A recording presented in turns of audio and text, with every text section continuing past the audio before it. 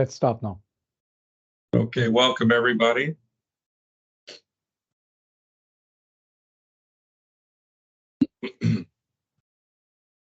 Hello, and thank you guys for attending ICAG Partners inaugural webinar on the 5 best practices in records management.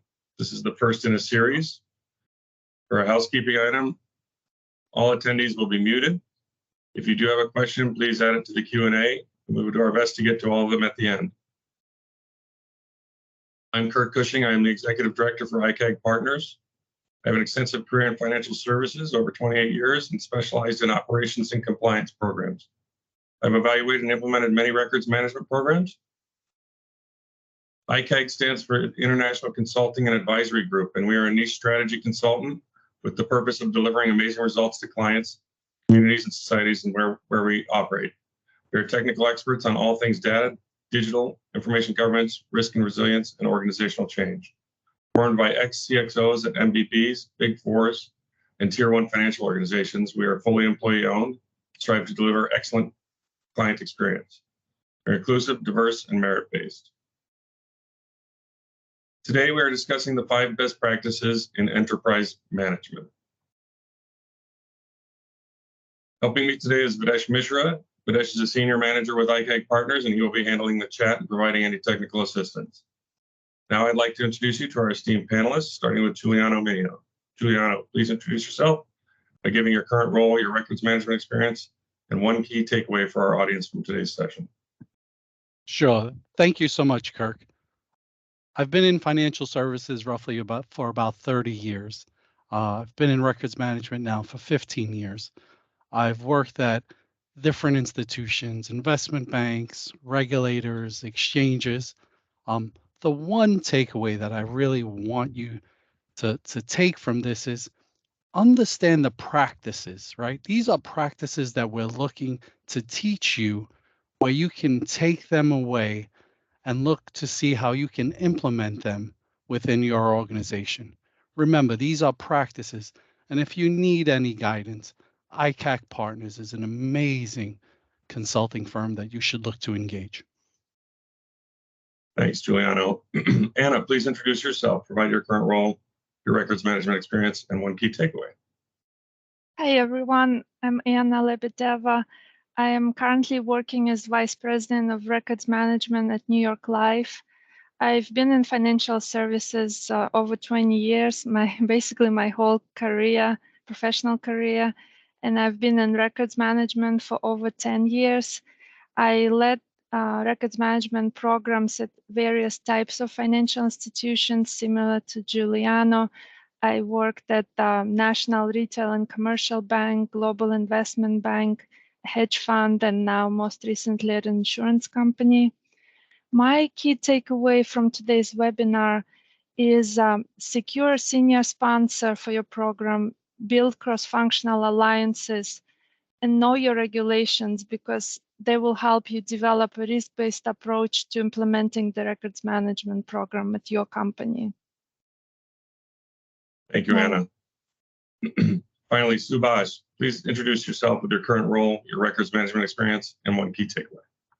Hello, everybody. This is Subas Roy, CEO of ICAG Partners. I've done financial services for over 30 years. Most of it is around records management and information governance. And one key takeaway for me today is to share how we from ICAG believe we can help you in getting the records management and information programs governance properly. Thank you. Back to you, Kirk. Thank you. And everybody, this session is being recorded, and at the end of the after the session, we will send an email to all with the recording. It will also be available on ICAG's website. Let's jump in. Subas? Thank you, Kirk. So, I mean, look, no wonder there are some of the numbers we see, 760 regulatory enforcements globally last year. Largest fine that we saw regarding records management information governance for a very, very large tier one bank, $3.7 billion. And we see only 0.003% of budget spent on information governance. So frankly, this is a neglected topic. And I think that's one of the key reasons we are doing a series of these topics, because I think it's important we increase the awareness about records management, information governance within financial sector. And I think, frankly, good records make good deals and bad records make bad deals, right? And as such, I want to talk about today that there are several key regulatory obligations, including, for instance, the write once, read many, warm rules of the SEC, the Section 131 of the CFTC, the record keeping requirements in Europe across ESMA, European Banking Authority, and the FCA. So we want to talk about that today. And in summary, we are seeing a huge wasted opportunity for good record keeping in financial services, with fines becoming even larger. On the other hand, data functions, frankly, often disregard records management and focus on analytics and lineage. We think that is important, but at the same point in time, records management also need to be looked at. And a good records management framework with continuous risk assessment and technology-led automations is the only solution going forward. We will share with you a good few lower-hanging fruits here in the webinar today through the 5 best practices. And obviously, all of us here and the panelists and the moderator are here for you to respond to your questions and also in the future. Back to you, Kirk. Thank you, Subas. So we'll start with our first best practice is a robust records management policy framework with well-executed controls, clear roles, and responsibilities. Subas?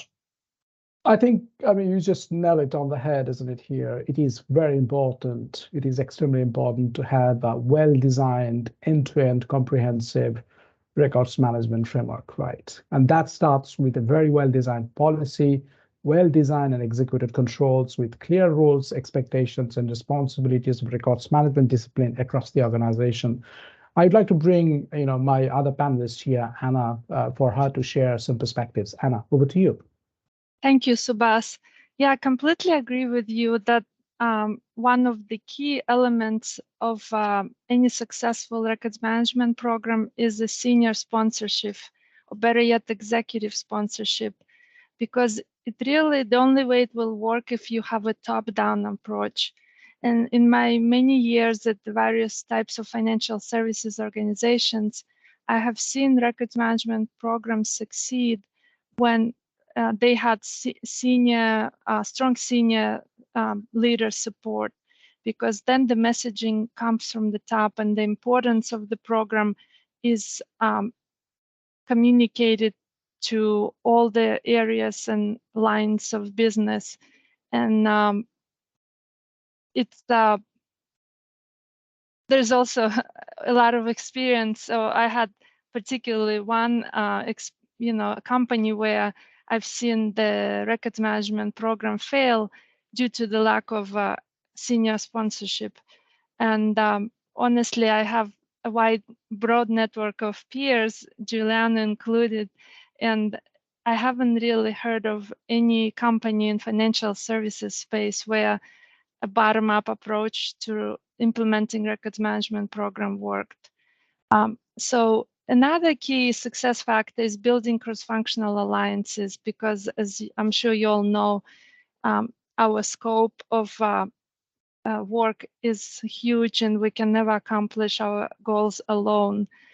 So the groups that are typically aligned in the first line of defense are business and technology. And business typically owns the risk related to records management, which also means that they own the responsibility for compliance or non-compliance.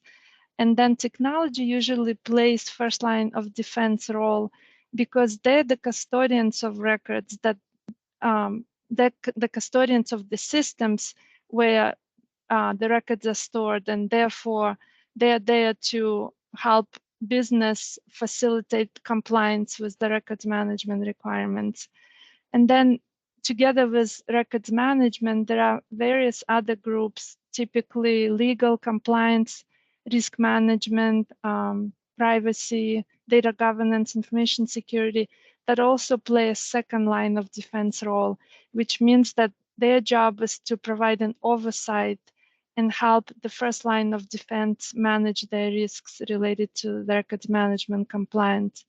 And then audit typically provides an independent risk assurance role as the third line of defense. So it's really important to build your steering committee consisting of key stakeholders from different areas right at the beginning of your program development, and so that you can use that and have regular meetings with them in order to communicate program progress, escalate issues requiring cross-functional support, and align on priorities and ways to push the records management agenda forward. And so once you secure the executive support and cross-functional alliances, then the next step is to focus on the core elements of the records management framework, which are the retention policy, retention schedule, legal hold process, program governance, training and communications, and conformance to monitoring. And Giuliano will go over into a little bit of details on some of these elements next.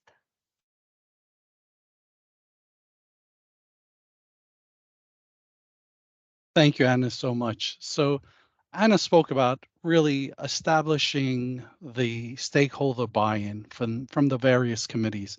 Once you have essentially a charter in place, you get the senior stakeholders, you have your steercos, your opcos. Now you need to actually execute and implement basically the framework we speak about. And first and foremost, right, we want to look at a couple of key things. Having a central records registry, right? Some of us speak about it as being either a file plan or a retention schedule. This is understanding your records universe. Where are the records within your organization? Where are they stored? What are their regulatory obligations? What is their retention period? There are a number of different metadata fields that you should be collecting as part of your records registry. The next piece, and in line or in parallel, what you should be doing is establishing a policy and standard, right? Working with those second line of defense that Anna spoke about and having their buy-in initially, you start to develop that policy and standard.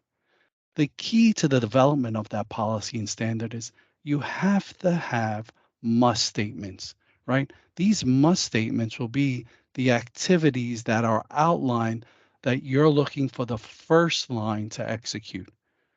And it's essential that you work with your risks, your compliance, your legal teams to make sure the language is in line with the risk appetite for the organization. Now, you can't do this alone, right? You need champions throughout the organization. Here's where you look to record stewards and records managers within the organization in certain business lines and divisions to drive your message. You get those champions on board in working groups to make sure that the program is maturing. As you continue to do all these activities in parallel, you have to understand that you need to develop controls. How are the controls created? The controls are created through the must statements that were outlined in your standard and policies.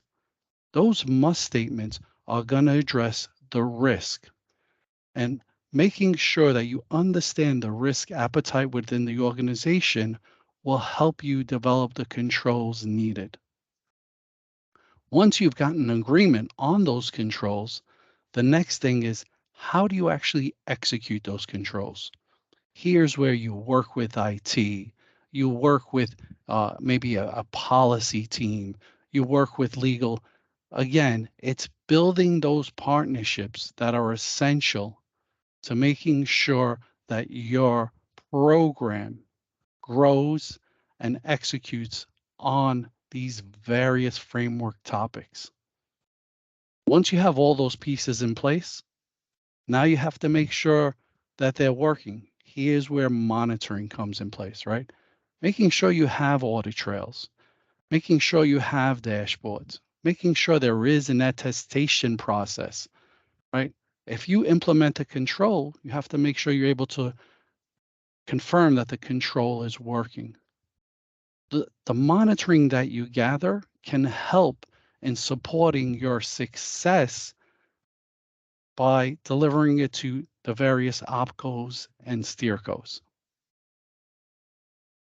So that being said, those are some of the key things that you should look to execute from a policy framework perspective. Thank you, Giuliano. This is the foundational best practice, so we spent some time on it. We have about 10 minutes left before our Q&A. So step number two is, or best practice number two is well-designed and executed records management practices. Giuliano? So I'm going to try to be brief. Obviously, we've consumed quite a bit of time because we're passionate about the subject, right? So that being said, you need to establish a life cycle for records, right? I think we all understand that records go through a life cycle: creation, use, retention, disposal, right? Understanding the life cycle and making sure the right controls that you've developed align to the life cycle is extremely important, right? If you don't have the controls in place for your life cycle, then obviously you're not meeting the framework that you've agreed upon. So understanding that records do have a life cycle, making sure controls are implemented to confirm that the life cycle requirements are being met. Which takes us to our third best practice. Resilient technology architecture for managing records across the enterprise. Let me have a go at this. I think resilient technology is absolutely important to all the good things that we heard from Giuliano talking about here. Given the millions and billions of records and the data line items we have behind those, without an appropriately designed and resilient technology architecture, this is not going to come to fruition, and nor will be able to maintain it, right? So we are talking about here a strategic records management program that is systematically going to look at all the central records registry or the type of records and actually automate all the controls starting from creation to disposal, including some of the regulatory controls such as legal hold, right? Let me bring my colleague Anna in to share some practical experience. Anna, please. Yes, thank you, Subas. As you all probably know, the regulators have been focusing a lot in the recent years on various communication technologies, and also those communications are considered really important records from the point of view of the prescriptive requirements that regulators expect us to follow in order to properly capture, retain, and supervise electronic communications. And there definitely have been a lot of failures of complying with those regulations. Most recently in the US, the Security and Exchange Commission fined 16 broker-dealer and financial advisor firms for a total of $1.1 billion for failures to preserve communications via unapproved channels such as WhatsApp and WeChat. And of course, a lot of it happened during pandemic when all firms were trying to figure out how to continue to do business in this new world or new normal. And then similar to that, there's also proliferation of collaboration tools. And probably you all can relate to Microsoft 365 or Office 365, which is a huge, collaboration space that used by most mid to large size financial services firms, to improve productivity, improve collaborations. Again, a lot of our collaborations happen in virtual settings, so those tools make our life a lot easier. But at the same time, there's very little governance that exists, unfortunately, still to this date when it comes to controls around those collaboration tools. So one example is, for example, you probably can all relate to, again, SharePoint and team sites. Every organization has hundreds, if not thousands, of SharePoint sites. And a lot of times there are very minimal governance controls around retention, deletion, and legal holds. And so while technology itself has actually advanced significantly in its capability to manage those things related to records management, For example, even event-based retention is now supported by M365 tools. However, the problem is that the content still remains largely ungoverned, and the speed of growth of new content is exponential. So it's really important to try to apply governance controls on such systems right from the beginning, so that there is less of a cleanup that needs to happen after the fact, because a lot of times that becomes the obstacle to why firms sort of postpone or kind of delay addressing this issue because of just enormous undertaking that it will be for them. Thanks, Anna. Now take us to our fourth best practice, keeping abreast of the continually changing regulatory requirements. I think this is really big, right? I mean, as you just pointed out, there are just so many regulations, and the regulations have really intensified. And over the COVID-19 period that my colleague Anna just mentioned, I'm going to touch on sort of a couple of EU regulations. I think ESMA in particular are very hard on record keeping. They have fined a number of sort of European financial institutions, stock exchange venues. I think both the UK and the German regulators on the Swiss sort of really hard. So as an organization, you need to really watch out and understand and create a framework that sort of matches all of these requirements. Let me ask Giuliano and Anna as well for their thoughts.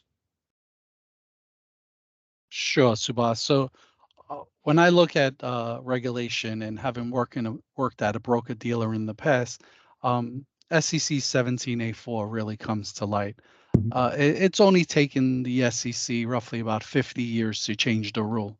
So, but they have actually done it now. So they've moved the rule where it indicates that you need to write once, read many, which is worm, and it's very cost inefficient, and there's a high cost when it pertains to worm, right? The technology needed and the actual configuration.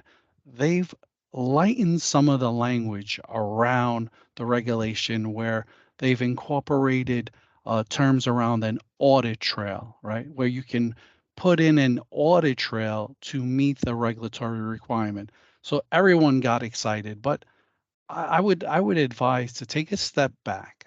If you have worm already implemented in your organization, look at the new regulation and really look at what potential cost it would take if you needed to move to a new solution. Is the current solution that you have in place, is it meeting the regulation still, and you're avoiding the risk? Don't rush to implement a new solution. Do a good cost analysis, take a risk-based approach, and understand what are the regulatory requirements. And again, working with your partners in compliance and legal and risk as part of this assessment will help you meet the new regulation and determine the right path forward. Thank you, Giuliano.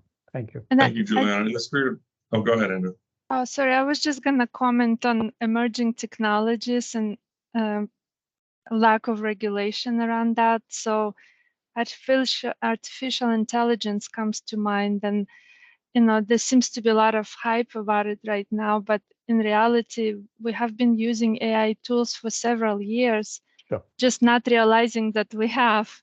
So things like spam filters for emails or OCR readers for scanning paper documents, those are AI tools. However, thanks to recent developments in AI and machine learning, we now have access to some of the fastest growing consumer applications of open source, publicly available AI tools like ChatGPT, Bloomberg GPT, and other large language models.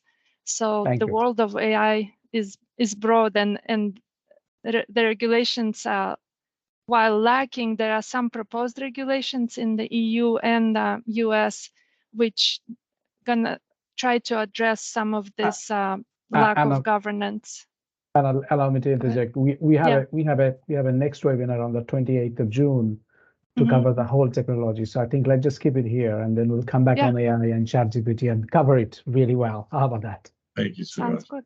good. So our fifth and final point, our final best practice is around a records management impact assessment and continuous monitoring of your program and the controls.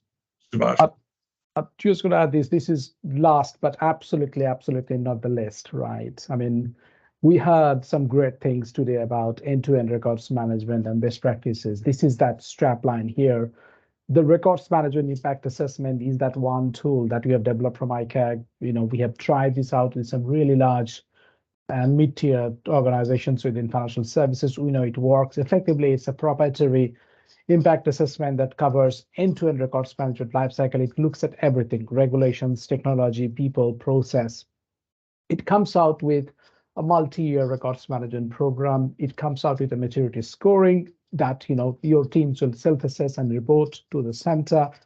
I feel a lot of confidence myself because we have developed with decades of experience that we have among ourselves. This tool, it takes care of all the regulatory requirement. It takes care of all the industry framework that we have. So we definitely encourage you to take a further look at that. If you have further questions about ARMIA, please ask us. Ask Kark. Kark, I'm going to hand it over to you. Thank you, Subas. And again, thank everybody for being here. Let me sum it up pretty quickly here on our 5 best practices. 1, we need robust records management. It begins with a framework, including a policy and standard, and clearly defined roles. Obviously, preferably the program will be sponsored by senior executives, as a top-down approach, as Anna explained, will provide for a much broader adoption of the program. Next, the practice needs to be designed to cover the records management lifecycle of creation through disposal, and keep in mind a well-defined process for legal and other holds of your records. Third was technology. We'll go much more into that in our next webinar, but it's key to automating as many tasks as possible so that we don't make records management our #1 job, right? And fourth, horizon scanning, essentially looking out in the horizon and adjusting our policies and procedures for new retention requirements, new regulations, or amendments to those. Technology can help in that too as well, you'll find next time. And lastly, it's a good practice to start with a baseline impact assessment and reevaluate the maturity of your records management program on an annual basis. Just in the manner of speaking of time, we will stay on a few minutes longer if people can stay on to answer questions. There is a Q&A section that you can post those questions.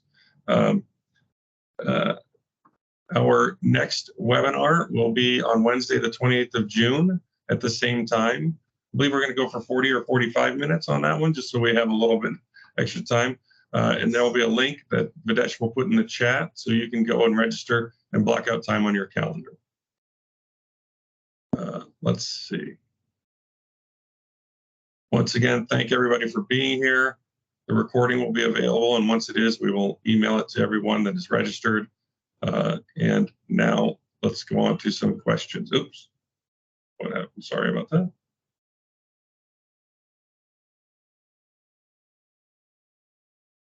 Okay, questions. First one is, what are the first steps you recommend a financial institution to take in improving their records management program?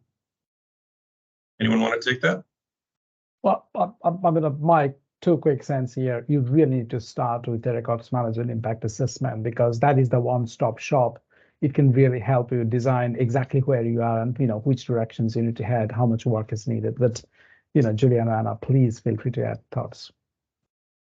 I was going to say the same, sort of do the current state assessment and then understand where you want to be and then figure out the roadmap how to get there. Yeah, again, I agree with my panelists. I think take that risk-based approach, really understanding, your current state, baseline it, and then utilize it going forward year on year. Continue to see and monitor your improvement throughout the year. So initially, take that baseline. Let's see.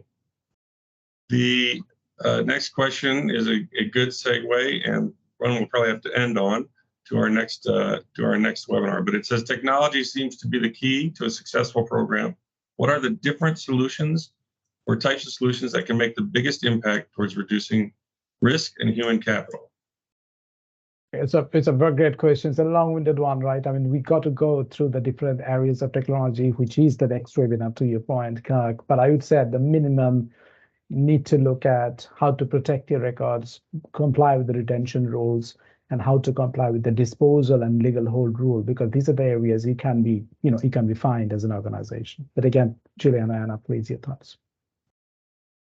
Well, I just wanted to add that historically, large financial services firms have been using this approach of centralized records management. So they would have this huge content management systems where they archived all of their records for compliant retention. And lately, I've seen a trend towards manage in place approach where, you don't have to move records anywhere. They can be retained in the same place where they're created and collaborated on. So I think it's a much better way of implementing sort of successful records management practices where you don't have to do as much work, or you're not burdening end users with having to move records around just to meet the requirements. Yeah, Anna, I agree. I think you have to look at a couple of tools. The first tool is around understanding your universe, your global records retention schedule. There are various vendors out there where you can actually build your retention schedule and have it defensible in how it aligns to citations that provide the necessary retention period requirements around those regulations. How you integrate that tool into potentially other tools that have a life cycle management approach, right? A rules-based approach where you can take those requirements and implement them across your enterprise. There are a few tools out there too. So think at there are really two tools that you might have, and how they can integrate between the two of them, or if you can essentially use one tool where you capture all those citations, the retention schedule, and then implement the rules across your enterprise. Yes, I would come in and say, if you haven't looked at your records management program and compared it with the technology that's currently available, you can severely reduce some human capital costs and do a cost-benefit analysis. We'd be happy to help you with that, but leverage your relationship with your large vendors, Microsoft, Google, depending on the size of your organization. They all have something to help you capture your unstructured records. Then the trick will be, how do we manage your structured records, those that are in proprietary software or Oracle databases or things that are specific to your organization. There are companies that can help you with that. And then lastly, one way to really improve the human capital is through tools that help with horizon scanning. There's been a large push in the AI and machine learning in that space too, and some are very affordable. Again, we'll be going through next month. We'll be going through some of the actual technologies that you guys can see here. And again, I'd like to thank our panelists, Giuliano, Anna, Subas. I'd like to thank Videsh for helping on the Q&A and on the link for the next, which is in the chat, the link for the next webinar. And I'd like to invite all of you to come back on the 28th to hear the second installment of records management. Thank you, everybody. Thank you. Thank you. Thank you. Thank you.